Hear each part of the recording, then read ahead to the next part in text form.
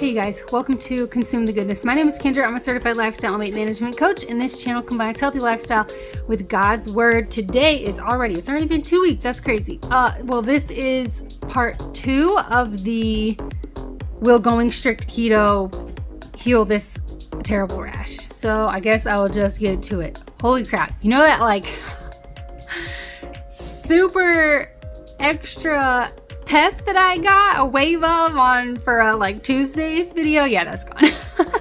I'm so tired, but we'll get into that. So, okay.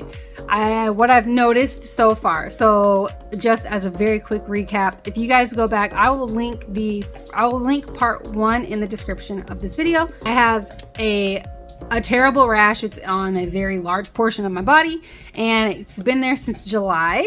It started as just like little random red spots around my belly, and then it was like all under my armpits, and then under my boobs, and then all over my belly, my sides, my back. It just spread, and now it just is what it is, which is basically from my collarbone down to the backs of my knees, and like all the way around the insides of my thighs, just all over, all the way around that area. The itching has just been terrible. Went to the doctor a couple times, decided I'm not going to do that. I just don't want to continue to go to the doctor for them to say, which the second doctor that I saw about the rash, my husband reminded me, because a week or so ago, I was constantly looking up different types of rashes, and I just couldn't stop. I'm like, oh my gosh, I think it's this, I think it's that, I think it's this. And he's like, you have to stop. You're just going to drive yourself crazy trying to pinpoint one exact thing. But I will say that, I'll get back to what the doctor said, but I will say that all of the rashes that line up the most with what I've been dealing with, all of them have some type of connection to autoimmune type of things. So I'm guessing that that's part of it. It's not really super surprising, I guess, if something like this would happen considering my medical history. Anyway, the second doctor that I saw, she did tell me that this is something that would have to go away on its own. She's like, your body is going to have to get rid of this, and like it's going to take months to go away. When she was recommending that I see a dermatologist, it was for medication. So, it was for medication that, they would be able to look at the rash and say, oh yeah, I know what medication would be best for the symptoms, is what she was saying. For the itching, for the discomfort. And then when my husband reminded me of that, I'm like, oh yeah, I remember. Because when we got back in the car, I'm like, why would I go to a dermatologist just to get some pills prescribed to me? And when it's already been made clear that my body is going to have to do this on its own. It's going to take some time. So it's just a waste of, I feel like, time and money and damage to my body by taking the prescriptions. I'm not going to do it.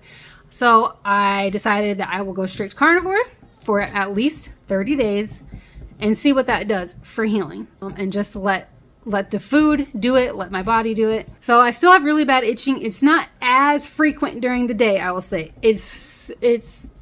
It gets bad when my body temperature warms up, which is why I haven't been working out, which sucks, especially like with the autonomic nervous stuff with dysautonomia. It's so like exercising is vital. It's so important for blood flow and circulation and heart strength and lungs, because shortness of breath and irregular heartbeats, blood pressure issues, pulse issues, all that stuff, and having really super lack of blood circulation. So exercising is super important. So not being able to work out, there are a lot of things. It's not just like, oh, I have a really crappy rash. It is affecting so much.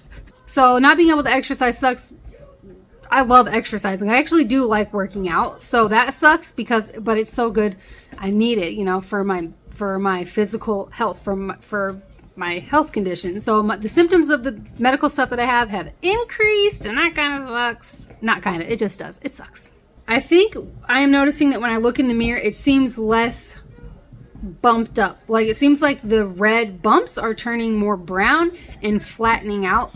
So that's a good sign from all the research that I've been doing, all the things that I've read. So yeah, the appearance seems to be fading a little bit. I've also been doing aloe plant, and I also want to thank P&J's Homestead Adventure. Paula sent me an email, and she was just talking a little bit about the rash and talking about the aloe plants, and then offered even to send me one, which my husband had already gotten one. But still, I just want to thank you so much, Paula, for doing that. Seriously, that was so sweet and so nice of you to offer to send me that plant. So thank you for that. And I will link that channel in the description as well. Awesome channel. Really fun stuff and really interesting stuff. And also, it seems like there's always some type of like, there's just little nuggets of informational things. It's like, oh my gosh, that's so cool. I didn't know that. Or doing this really cool thing. So anyway, I'll link their channel in the description. So I've been using that.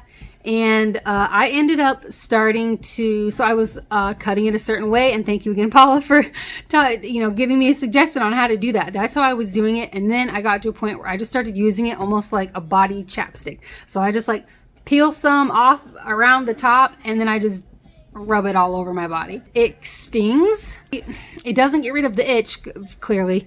I'm still super itchy, but I do know that there are a lot of healing properties in the aloe, so I'm going to keep doing it for that. It's the worst, and I mean, nighttime is just the absolute worst. I have such a hard time falling asleep. Once I do fall asleep, I'm usually asleep for about anywhere between 1 and 2 hours, and then I'm awake for hours and hours. And then right about the time that the sun is coming up, I'm tired enough that I can fall back asleep, and then I get up because I don't want to be in bed. Like, I feel bad when I wake up and it's 10 o'clock or 11 o'clock. I'll just make myself get up, which I know I probably should not be doing. I don't have a husband or kids who would be like, oh my gosh, mommy, or oh my gosh, I can't believe you're doing that. I can't believe you're doing this. I think they expect it and they would want to. I'm just really hard on myself. So that's probably something I need to work on, something I need to challenge myself to do. Just stay in bed extra if I need to stay in bed extra. I think the reason why I keep waking up after about an hour or two is because I'm under the blankets. My body temperature probably gets up, and then it gets high enough that it's just making the itching so intense. And I'm doing it in my sleep, and then I wake up scratching. I've gotten blood on the sheets. I noticed blood on the blankets the other day. When I wake up in the morning, I have skin under my fingernails, which is super gross, but I do.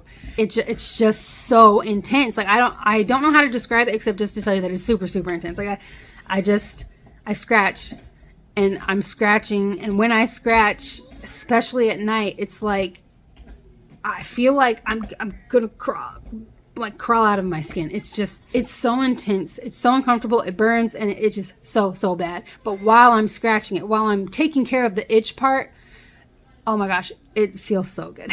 It feels really good, and then it burns at the same time because I'm scratching. But then it's like, since the itching is so intense, taking care of the itch feels really good. So mostly I would say my biggest struggle is the sleep. So much of this ties into sleep. My body is already trying to deal with this rash and fight it off, heal, whatever.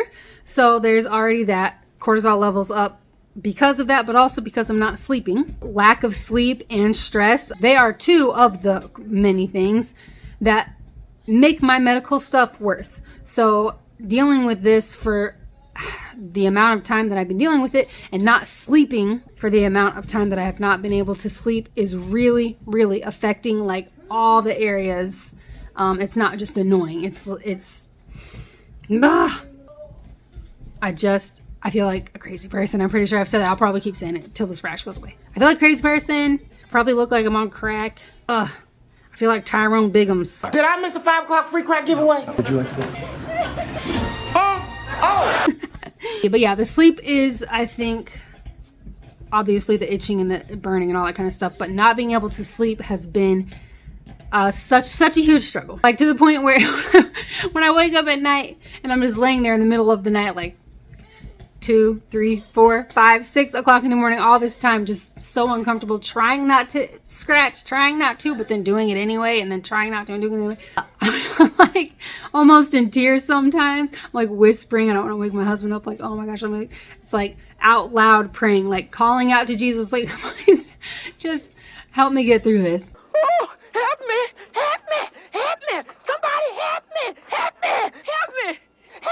But the whole thing, I'm noticing, is quite a battle. There's just quite the battle, because besides, the lack of sleep, messing with medical stuff, which I ended up passing out. I was just trying to cut up some meat. Went down. That was the last week, I think.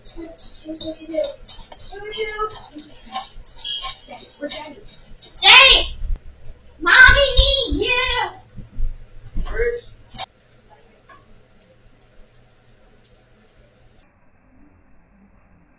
And then besides the actual like fully passing out, I feel like I'm going to all the time, because like when I stand up, or when, and just all the different things. There are lots of things. You stand for too long, sit for too long. So besides the battle with that, the not sleeping part, it's just, I feel like I'm in such a battle with so many things.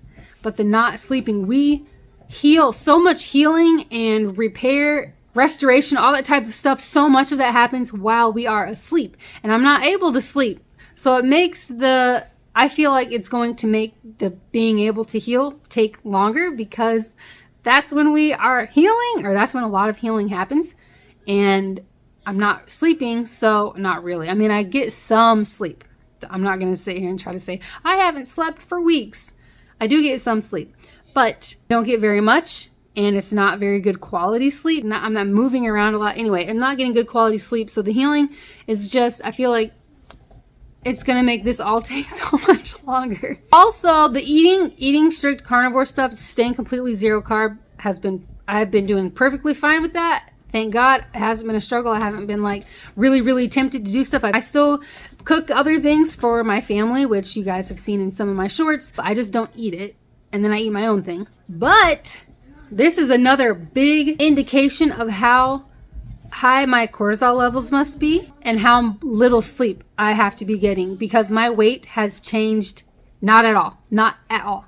And for somebody to be strict carnivore, I eat until I'm full. I make sure I don't have way too much fat, because I know that my body has some extra fat to to burn up, so I don't really need all the extra fat to eat. Even with that, the scale hasn't changed at all. And sleeping plays a really big role in weight loss. So increased cortisol levels also plays a really big role in weight loss. I guess that's pretty much it for where things are right now. It does seem like there is some progress, and it does seem like there is healing happening. It's just very slow paced. And while I understand that going to the doctor and getting medication for relief, it would be convenient, but to me, it's not worth it. It's just not worth it to me.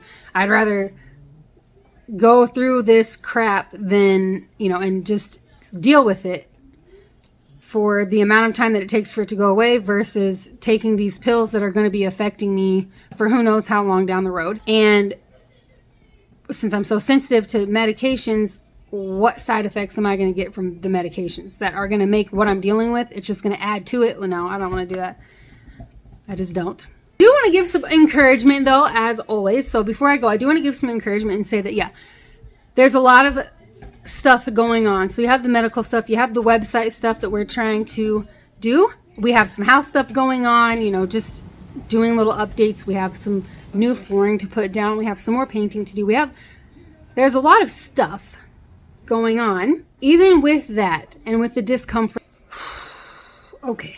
I was about to go into all kinds of stuff. I'm just going to end it with this, that the encouragement is in all of the crappy things that we go through and all of the struggles and the challenges. Don't give up and don't lose heart. That is what I want to put out there. Sometimes the things that we go through really suck and they are just ugly. They're just really ugly things. But I want to encourage you guys to not give up and not lose heart in the ugly, because the ugly, the crappy stuff is always worth the like crappiness. Stop and think. We can stop and think about all of the just crappy things that we've been through.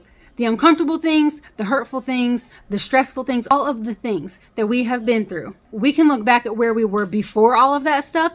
We can look back at us, through all of it, and then stop and reflect on what we got from it. Because there is always something. There's always something to get. There's always something to learn, somewhere to grow, some area to improve. And then we get to look back and say, oh my gosh, we can look back and see, or look at ourselves now compared to before the crappy stuff started, and then all through the middle of the crappy stuff, and then after the crappy stuff. And we can look back and reflect and look at the present and be impressed and humbled by how God worked it, how God worked the situation and us in the situation, and how he grew us and molded us in it. It is cool, and to me, it's worth it. I feel like it really is worth it to go through the crappy things to get to the end of the crappy things. And this stuff happens all through life. Like, this cycle happens all through life. It's not like we just have one or two really, really hard things that we go through and that's it.